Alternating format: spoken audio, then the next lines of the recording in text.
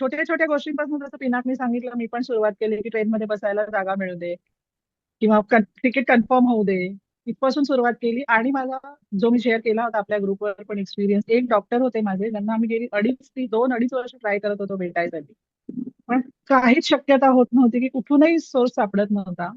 आणि एकदा मीटिंग मध्ये बॉस काहीतरी बोलले की तू काही करत नाहीयेस, तुला तुझी इच्छाच नाहीये करायची, आणि तो एक ट्रिगर पॉईंट झाला. म्हटलं जाऊ दे, सगळ्या टेक्निक्स आपल्या तिथे युज केल्या फुल कॉन्सन्ट्रेशन.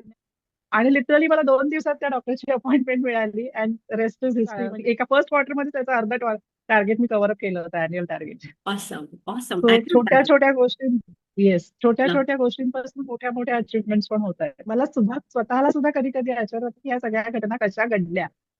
पहिलं ऑफकोर्स मी क्रेडिट, जसं तुझा नेहमीचा शब्द आहे, थिंग स्टार्टेड हॅपनिंग ऑटोमॅजिकली. म्हणजे 100% रिस्पॉन्सिबिलिटी घ्या, आपले टेक्निक्स फॉलो करा आणि गोष्टी होत आहेत. मला स्वतःला सुद्धा त्या एक्सप्लेन नाही करता येतात की कशा झाल्या त्या, बट जस्ट थिंग्स हॅपन. हे, आणि जसं मी सांगितलं, मला 27-28 वर्ष झाली फील्डमध्ये.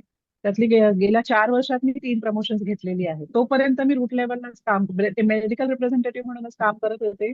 राग आला, नोकरी सोडून दिली. बॉस असं बोलला, नोकरी सोडून दिली. हे जे ट्रान्सफॉर्मेशन माझ्यामध्ये झालंय, असं नाहीये की आता माझ्या आणि माझ्या बॉसचे वाद होत नाहीयेत, माझ्या आणि माझ्या टीमचे वाद होत नाहीये, पण मी आता त्यांच्यासाठी माझा जॉब नाही सोडणार आहे.